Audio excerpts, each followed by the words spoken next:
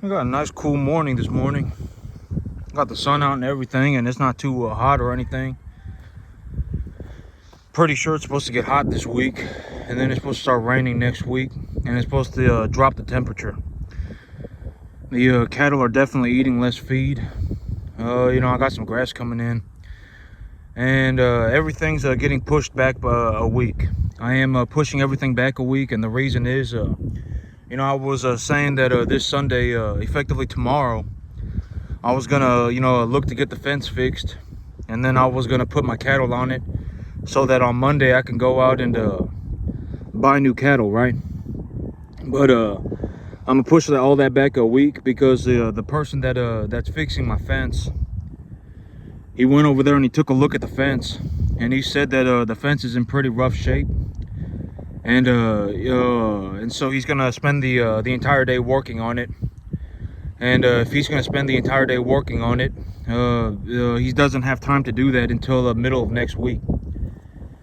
And so I can't put cattle on the field until I get my fence fixed. And so I'll have to push everything back by a week. But tomorrow, what I'll be doing is I'll go out there and my whole thing about these security systems, right? I talk about the security systems that I use. And I spoke about this. Maybe I think it was like a year ago or something. But I'll be putting in my security systems for my new properties. And the whole idea of the security system is that if I don't have any access to power, if I don't have any access to electricity, and I don't have any access to internet, what I use is a solar powered cellular camera, right? That's the camera that I use. I use a solar powered cellular camera. And the whole thing about it, it's like you can put these cameras anywhere, and nowadays they're very cheap. And but you can buy them at any outdoor, go into this, they're called game cameras. But nowadays you can buy something called a cellular network solar powered game camera. All right, and they connect to the cellular network, and they're also solar powered. And so these cameras, if you put them out everywhere, they're only about $75 a piece for the good ones. You can buy a real good one for about $75. And anytime you have anything move across, anything that moves in front of the camera, it'll snap a couple of pictures, and it'll send it to your phone, and it will put a notification on your phone. And so, that's what I use in terms of my security system. If I have a field that I cannot, I do not have access to power, if I do not have access to, to the internet, that's what I use, right? And, but I'm gonna go and set up my security system tomorrow. I'll go out and I'll buy myself, a couple of, a few security cameras, and I'll install them on my different properties. And but this is a very this is just a, I know that this may not be the most politically correct thing, but it is what it is. I'm telling you, if you got these big properties, I don't know why, but some people just decide that it's a good idea to walk around on your property. All right, we got beer cans in the back. All right, people follow the animals around. You got beer cans, and you got people, for whatever reasons, a lot of times these ding dongs, the borderline idiocy. Like, you would think that if you're gonna go onto someone's property illegally and you're gonna walk around on their property, you would think that you wouldn't leave any trash, right? You would think that you wouldn't leave any trash, but a lot of these idiots, they leave stuff behind. All right, they leave food scraps, they leave beer cans, right? They leave all sorts of stuff everywhere. And it's like, and if you're in that situation, right? I don't know why, but this happens all the time. All right, this is something that you'll have to deal with. This is something that I deal with. All right. And if you have a large piece of land, for whatever reason, people just think that it's okay to walk around on your property. All right. And if you walk around on my property, that's very unfortunate, because who knows, right? I've always said, if you play stupid games, you win stupid prizes. And if you play a very stupid game, you could end up winning a very stupid prize. But in the very least, you'll end up talking to my lawyer about it, and I'll have all sorts of evidence. I may not even call the police, right? I may just sit there and collect evidence, right? My whole thing about it is, if there's a little bit of moonlight, and you're 200 yards away and I know where you're at, you would never see me, right? I could just sit there and I could see, my rifle scope can legitimately record videos, right? And if you're picking your nose 250 yards away, I can see what finger you have in what nostril. I mean, if you play stupid games, you're gonna win stupid prizes, right? And I may not even call the police. I may call the police. I'll have to, who knows, right? I may pop your tires. I don't know, right? If you're 200, if you're a 45-minute walk away, who knows, right? I could do whatever, right? No one would ever know, right? I'm not saying, I'm gonna go and kill people. I'm just saying, at the very least, I'm gonna have a lot of evidence, and you're gonna be talking to my lawyer about it, all right? You can put these cameras up everywhere. And these cameras, anytime one of them triggers, it will send a notification to your phone. And it will take a couple of pictures and it will show you what's happening, all right? And so you can pick up these cameras for about $75 a piece. It's not even expensive. And so tomorrow, I'll go and I'll set up these cameras on my property. That's something I'll do tomorrow. And but I'm serious. This is something that I know that this may not be the most politically correct thing to talk about. This may not be the most Disneyland journey thing to talk about, but for whatever reason, when you have these pieces of land, people just go walking around on them. I don't know why. It's if you end up walking around on my property, that's gonna be very unfortunate for you. It's gonna be very unfortunate, right? I don't know. You play stupid games, you win stupid prizes. If you're walking around on my property with a gun, hunting, right, illegally, right, walking around on my property, you're walking a very, very, very, that's a very stupid game that you're playing, all right? Shouldn't be doing that. And so in the very least, you'll be talking to my lawyer about it, all right? You'll probably go to jail, all right? And and who knows, right? Because that's the whole thing. If I got moonlight, if I even have a little bit of moonlight, if you're 250 yards away, you'd never see me if it's dark, right? And I could see, if you're picking your nose, I can see what finger you have in what nostril, and I could take pictures and we could record, record videos. If you're messing with my stuff, you're going to jail, right? And et cetera, et cetera. It is what it is, all right? So have fun with that. And so, but that's the thing, all right? That's what I use for my security system. I use a cellular network, solar-powered game cameras, all right? And so I'll go and I'll buy a few tomorrow, and I'll start putting them up on my properties. And everything's getting pushed back a week. I am pushing everything back a week. Yeah, but but it's almost and it's like the borderline, the idiocy, right? It's like if you're gonna go illegally walking onto someone's property and you're gonna go walking around, you would think that you wouldn't leave any trash, or you would try and be as discreet as possible. But a lot of these people just leave trash on your property, and it's very, very, very stupid. And so and I don't want people walking around on my property. I got a business to run. I got my animals to take care of. I don't want a ding dong walking around on my property, all right? And so that's what I use, okay? I use cellular network, solar powered game cameras. And so I'm gonna go buy a few of them, and I'm gonna start putting them out tomorrow. I won't be buying any more animals until next week. I've taken a look at everything, and over the next 3 or 4 months, I'll probably make about 65 grand, okay? Over the next 3 or 4 months, I'll probably make about 65 grand. And the whole thing about making money, right? And I talk about the idea of netting money. The whole idea of making money. Like, if you're in a situation where you have a job, right? And I've always said that if you have a job, that, the big problem with working for money, is that you're going to end up paying a lot of money in taxes, all right?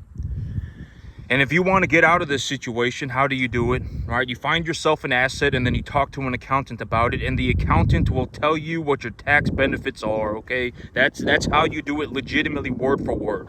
I don't make the rules, okay? This is how the game is played.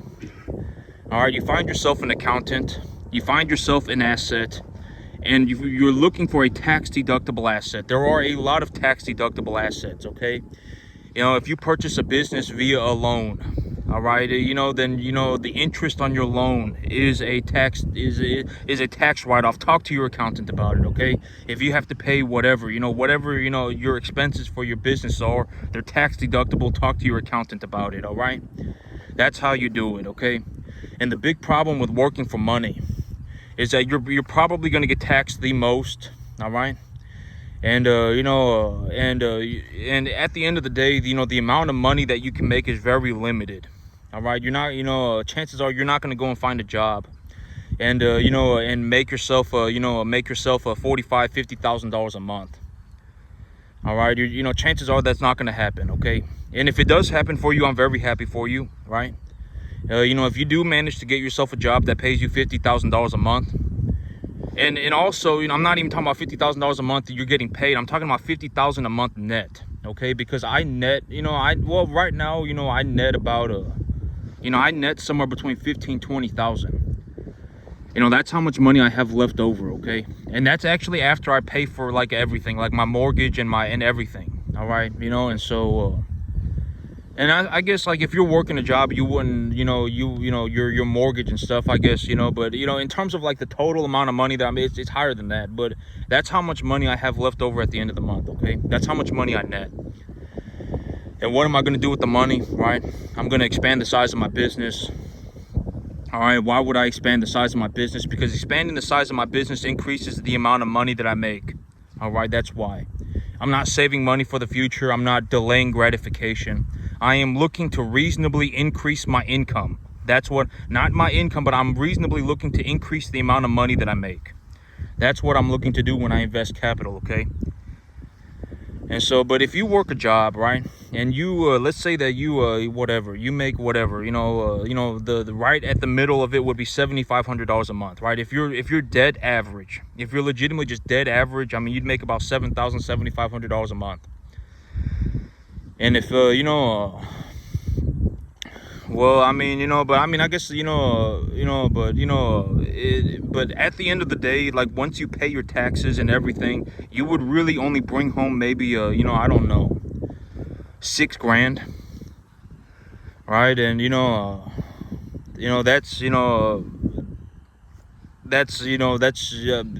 that's about how it goes for almost everybody, okay? That's about how it goes for almost everybody. And if you're in that situation, it's going to be very, very, very, very hard to get ahead. It's going to be very hard to get ahead, all right? Because, if you think about it in terms of another way that you can make $6,000, right? I've talked about the whole idea of utilizing an asset to make yourself a net positive of $5,000 a month, right? And I used a $1 million asset as a reasonable idea for this.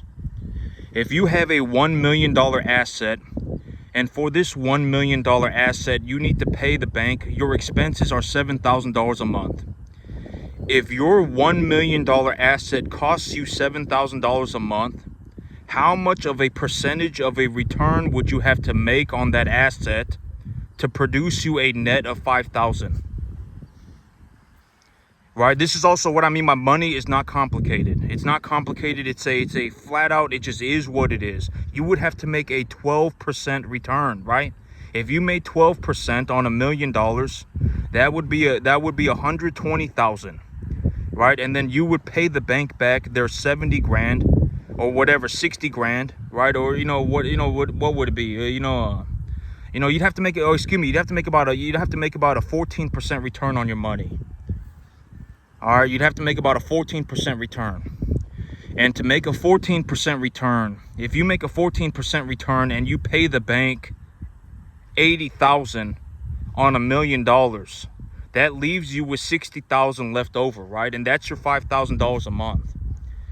And in this situation, you are much more likely to be able to keep almost all of your income, okay? Because you would get depreciation of the building. All right, you would get, you would have tax write-offs for this and that, okay? And you would be able to effectively keep the whole thing, the whole sum, okay? And you would also have a $1 million asset. All right, and that $1 million asset, this is very, that's a very good thing to have. Because why? Because that asset is worth money. All right, that's why. That's why you want to have assets, because your asset is worth money. It may not be money, but it is worth money. All right. And so, that's the whole shebang. It would have to be 14%. And in all honesty, you're probably not gonna you're not just gonna go skipping off on a magical journey and find yourself an asset that's $1 million that makes you a 14% return. You will probably have to make it happen, okay? And I've seen different ways to make this happen in terms of real estate. All right, like if you find a building that has vacancies, if you find a building that has vacant tenants, if you find a building that has 80%, if you find a building that has 80% occupancy, and the thing is kind of run down, and the building hasn't, the landlord of the property has not increased the rents in the last 5 or 10 years. So you go into the property and you remodel the building, you remodel the property, you fill in maybe 10% more of the tenants, and then you right? You increase the rents a little bit. That would realistically be a realistic strategy of how to make a 14% return, okay? That would be a very realistic way to make a 14% return. And I've talked about this. The whole thing about it is, if you manage to do it just one time, in terms of all reality, in terms of all honesty, if you manage to do this one time, you only really need one deal. All right, you only really need one deal. The whole thing about this is, the big problem with money, from what I have seen, for the average person, is that you become your own worst enemy. All right, and I've talked about the whole idea of poor people. A lot of times when you listen to the ideas of poor people, they're usually very, very just not good. And I said a very honest way to think about this is, imagine if all the rich people started saying stuff that the poor people say. That's how I a lot of this stuff, it's like a lot of the stuff that poor people think about, not even think about the ideas of poor people and how poor people, their belief system. It's usually just very, very, very just not good. And I've talked about the idea of being poor. It's like, if you're poor, it just is what it is, and there's no it's not some chances are you're poor because you're an idiot. You're not poor because you're some incredible person. You're not poor because you're some wonderful, fabulous person. You're poor because you're an idiot. I can almost guarantee it. And at the end of the day, if you're dead set on being poor and you're going to be poor forever, then I will watch you die poor. It doesn't mean anything to me. Why would I care? That's it just is what. Why would I care? I do very well for myself. All right, I make a large amount of money. I didn't sell my soul to the devil. If farming was easy, everybody would do it. All right, in terms of it just is what it is. I mean, I legitimately managed to do better. I legitimately managed to outperform just about the entire U.S. economy, starting myself a cattle farm. When you take a look at my results, they are incredible, right? I am borderline, like, at commercial level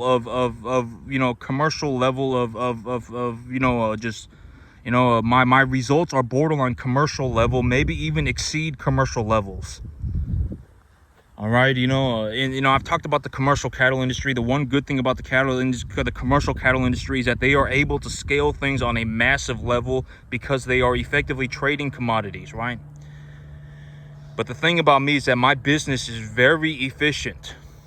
I'm my only employee. I have one piece of equipment, and on about 10 acres, I run about 200 cattle a year. All right, and my results are just absolutely phenomenal. All right, that's where I make my money. And also, effectively, my work is pristine. I could effectively go anywhere by myself, effectively anywhere in Central Texas. I can go anywhere by myself and start these farms whenever I feel like it. That's where I make my money. That's where I make my money. And with, that's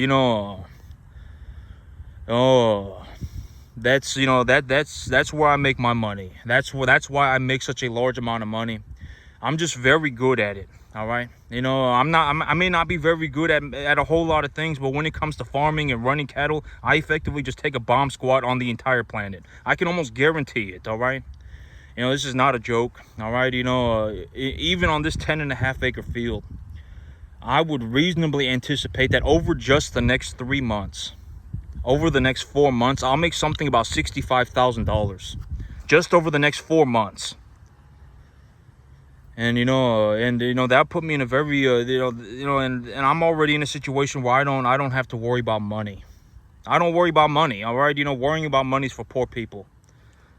All right, if you were, and I've always said the whole idea, like if you're legitimately, because the whole thing about it, if you're poor and you're looking to become like a a legitimate, like you're looking to exceed the 0.0000001% mark, that's effective, because when you take a look at my situation from an objective lens, when you take a look at my situation, we're effectively talking about a 0.0000001 percentile. Okay, I would reasonably anticipate that my net worth goes up by over 10 or 15 million dollars in the next 15 months. My net worth will probably go over, my net worth will probably exceed 15-20 million dollars, and as of today it's probably about 5 or 7 million. And I will be able to do that in the next 15 months. All right, I'm even in a situation where, even right now, it's just like, everything's just kind of whatever, right? Even in the next 3 months, I will probably make about $65,000 net profit. That's how much money I would anticipate that I have left over, and I will be putting that money back into my business. Starting in about 2 weeks, my feed costs may legitimately go borderline zero negative. The cost of my feed may legitimately go to zero or negative. All right, and I am anticipating that, my feed costs are going to be very low. All right, borderline zero, negative. Maybe if the hay market goes up and I sell my hay to a wholesaler, I may even be able to take my feed costs negative. My cost to gain will be negative, borderline. All right, it'll be very low just because I have such a large amount of land right now. I have such a large amount of land. If I can effectively grow enough grass as of today, I can probably grow enough grass to feed about 700 cattle.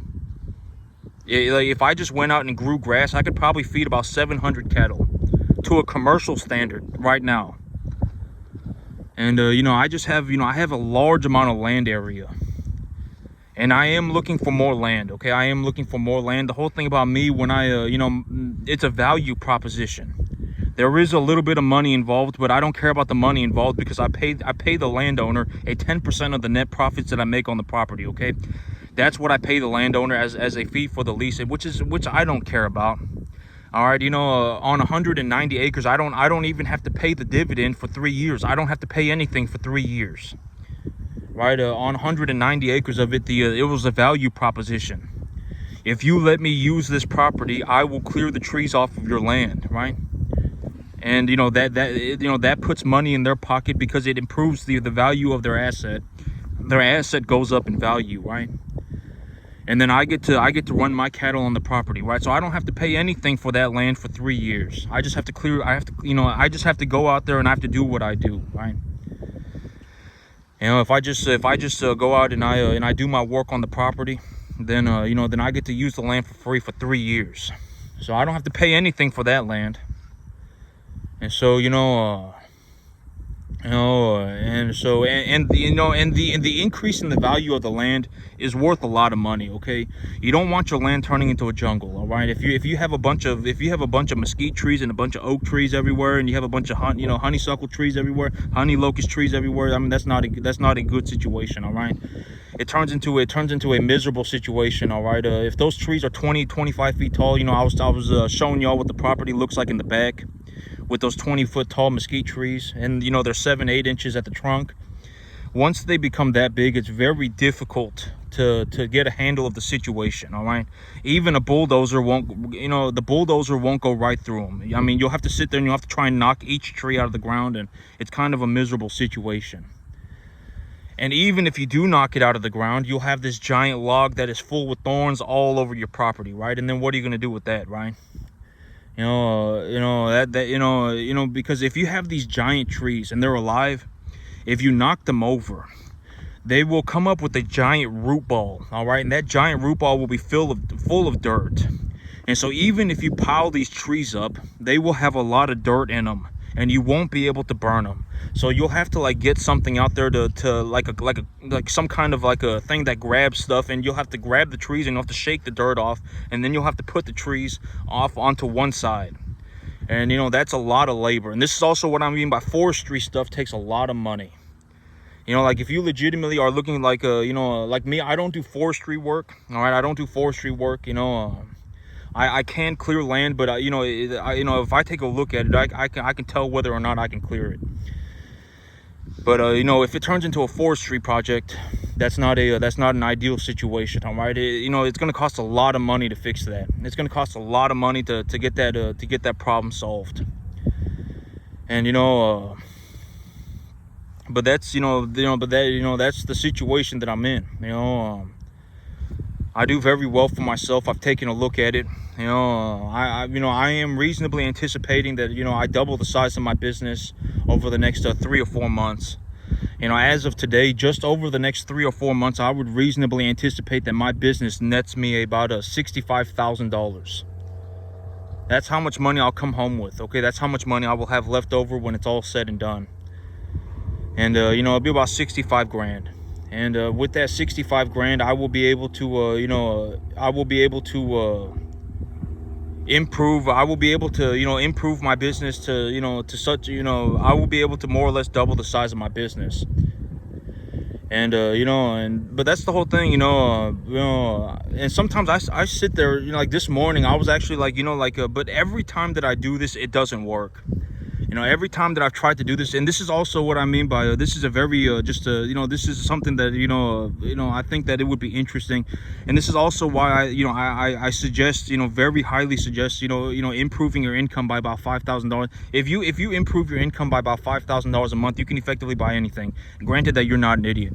And you know, and you know, this is the whole thing. Like today I was actually thinking about like should I legitimately like push myself, like force myself to spend an extra $2,000 a month. And if I was going to force myself to spend an extra $2,000 a month, because my income is growing very rapidly. All right, my income is growing very rapidly. I will realistically double my income in the next 3 or 4 months. And even right now I'm already netting about $15,000-$20,000 a month. And you know, and I was like, if I forced myself to spend $2,000 a month, what would I do with the money? And even if I went and bought myself a brand new F-350 and I bought myself a brand new gooseneck trailer, I would still probably have about $1,000 a month left over. I probably would still have about $1,000 a month left over.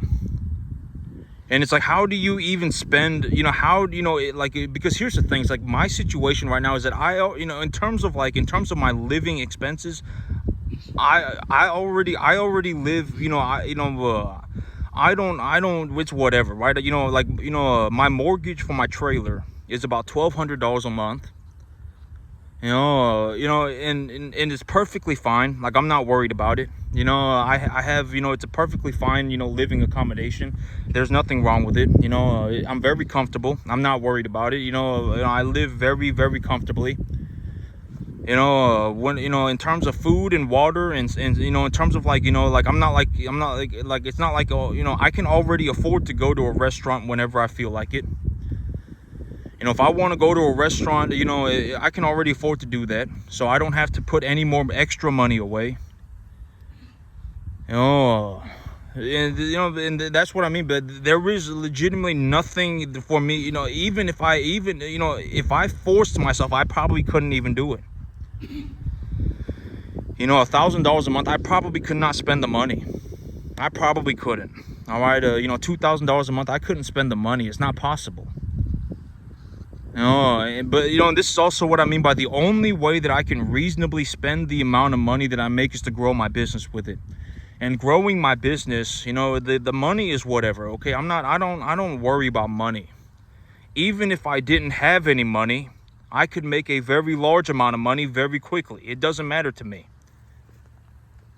You know, even if I had nothing, I could just make myself more money. I don't. Money is like is an illusion. It doesn't mean anything. You know, a lot of people, you know, and I've always said, you know, that's money is like this. It's like an illusion. Once you understand how things work, and once you understand how the game is played, everything costs nothing. You know, everything costs nothing, and anything that does cost anything doesn't really cost any significant amount of money. Like all of this stuff, my land doesn't cost me anything. My cattle don't cost me anything. My cattle feed don't cost me anything. My equipment doesn't cost me anything. You know, all of this stuff makes me money. All of this costs me nothing. You know, and I've even been saying this. You know, the whole idea of a value proposition, right? Like I will be, you know, I have about 375 acres that I can farm today, right? And I will be growing the size of my herd. I will probably have about 200 animals, 150 animals within about 8 or 9 months. All of that costs me nothing. All of that costs me nothing. You know, in terms of about, you know, 190 acres of the land that I got, I you know, effectively offered a value proposition. I offered value. I didn't offer money. I told them, you know, if the landowner told me, you know, these trees are, you know, they're all over my field and they're getting bigger. And I told them, hey, I can clear these trees off your field for you.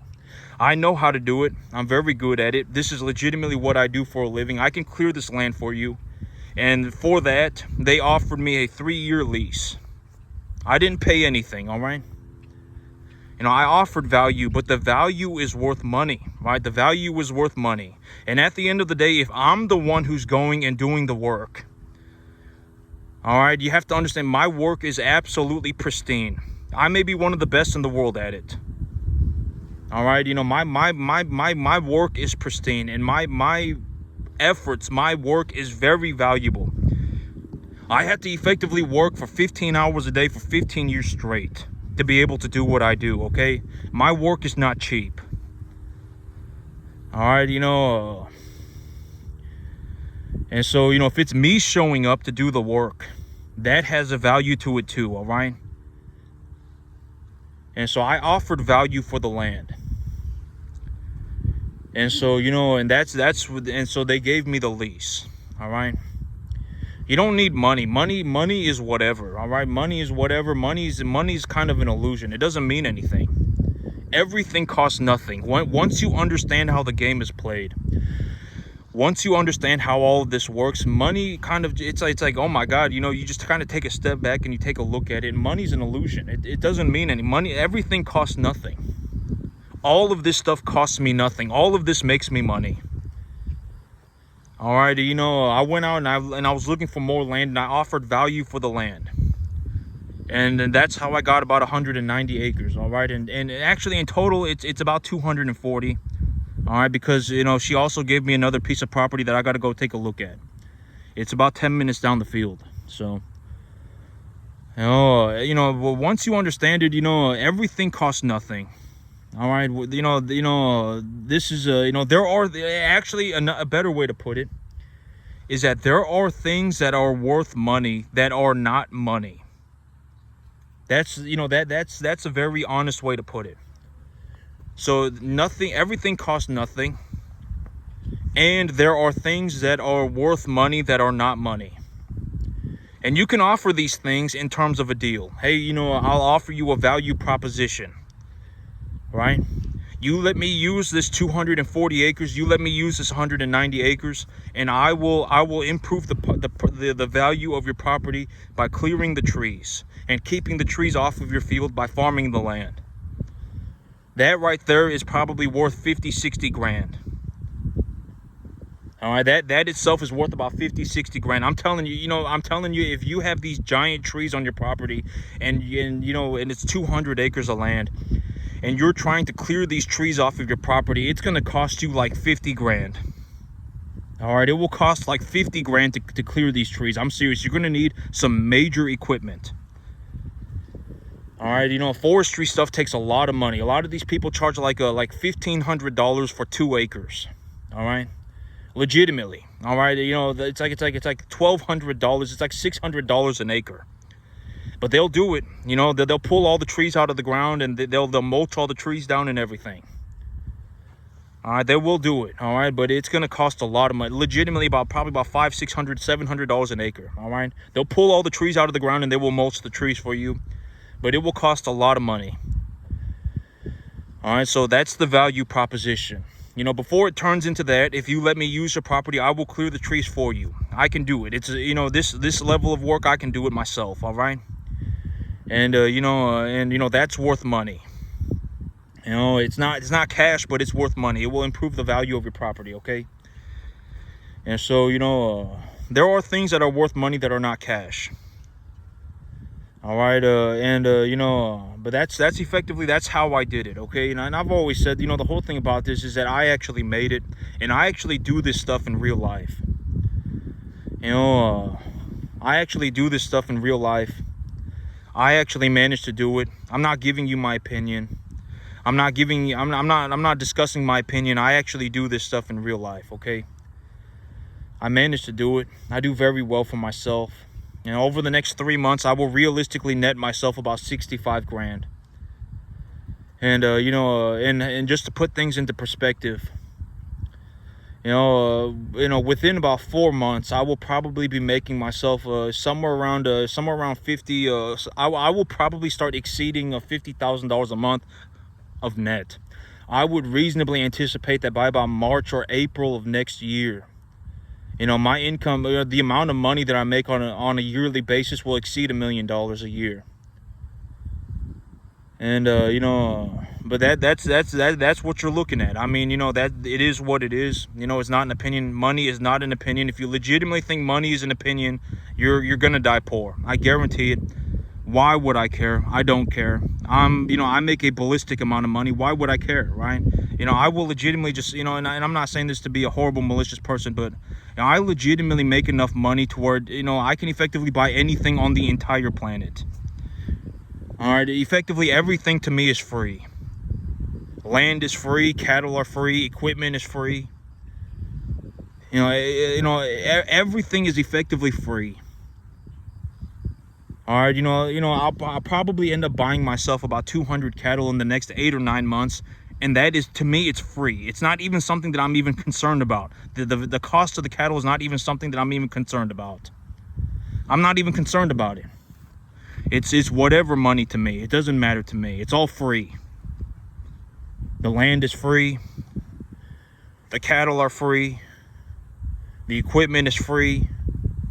Even after I pay for everything, you know, I'll probably still end up, you know, even right now, I'll probably still end up with about $15,000, $20,000 a month left over after I paid for everything.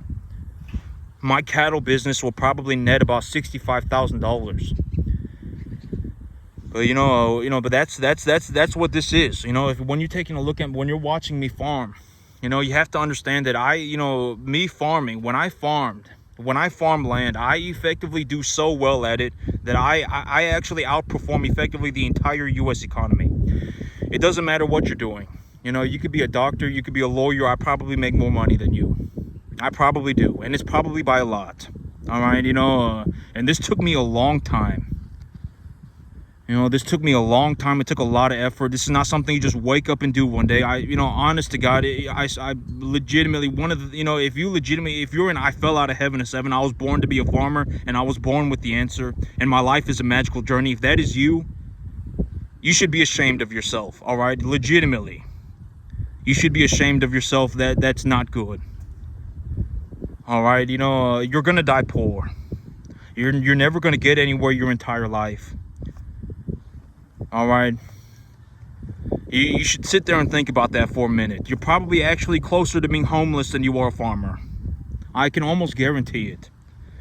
You know, and the whole thing about it is, like, me, when I take a look at a farm, you know, even it could be on YouTube, it could be anywhere. It could be me driving to a sale barn and me, you know, driving past a 5,000 acre whatever, right? It doesn't matter. It could be me driving by 100,000 acres, right? When I take a look at a farm, I can tell you within 30 seconds what the balance sheet is. You know, if you're on a massive feed yard and you're bringing in your animals, if you're bringing in commodity type animals at commodity prices, and you're bringing them in at 500 to 800 pounds, and you're raising them to 1,400 pounds, and you have 15 pieces of machinery, and you're feeding them a commodity feedstuffs that you mix, and you buy all of your commodity feedstuffs from a broker, I can already tell you that you're not making much money, right? Your profits per animal are probably like $15, $25, right? If you're growing a bunch of corn, right, and you're in the middle of Texas, you're probably not making any money. All right, if you have under 200 cattle and you have more than 3 pieces of machinery, you're probably not making any money. All right, all the money that you make will be going into a depreciating asset, right? You'll be taking all the money that you make from your cattle business and paying for an asset that is going down in value. That's going to be very hard to make money. All right, me, I run about 200 cattle a year right now, and I only have 1 tractor. I will probably increase the size of my business to 1,000 head of cattle a year, and I may just end up buying myself 1 bigger truck. Legitimately, 1,000 head of cattle, and all I need is 1 truck and a tractor. That's it. All right, and in that situation, that's how I make money. I don't put my money into depreciating assets. All right, the farming makes me money. Okay, if you and you're gonna see this a lot.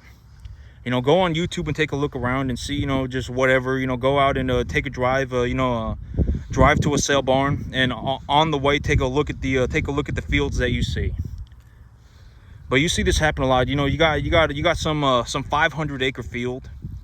And this person only, you got some 100-acre field and you only have 5 cattle on it, right? You have some 100-acre field and you only have 10 cattle on it. You got some, you got some cattle operation and you're running 200 cattle a year. You're running 200 cattle a year. You're bringing in all of your animals from you're bringing in all of your animals from a sale barn, and they're commodity type animals. They're 500 to 800 pounds, and you're raising them to 1,400 pounds, and you have less than 200 animals, right? You have 200 animals. You have less than 200 animals. You're buying 500 to 800 pound commodity type animals at commodity prices. You have 3 pieces of machinery, right? You have a skid steer, you have a tractor, you have a 18-wheeler, and you have all these different things. Right, and it's like, yeah, well, I guarantee that's why you're not making money, right? That's why you're not making money. Me, I run about 200 cattle a year, and I only have 1 tractor. All right, even when I have 1,000 head of cattle, I probably only have 1 tractor and a big truck. That's it. But you see this happen a lot. You see this happen a lot. I see it happen a lot because, the whole thing about me is that this is legitimately what I do, right? This is legitimately what I do. And at the end of the day, I do so, I effectively do well enough at it that I legitimately just about outperform the entire U.S. economy. All right? I legitimately make more money running cattle in my backyard than anybody on the planet makes doing just about anything. And it's by a lot. And, when I take a look at a farm, I can tell you the balance sheet within 30 seconds, all right? If you have 200 cattle and you're bringing in your cattle at 500, 800 pounds and you're raising them to 1,400 pounds and you have them entirely on the commodity feedstuffs and you have 3 pieces of equipment, that's why you're not making any money. All right? Me, I legitimately just fertilize grass. I clear land, I fertilize the grass, I put my animals on the grass, that's it. I bring in my animals at about 200 pounds. 250 pounds. All right, and I make a large amount of money.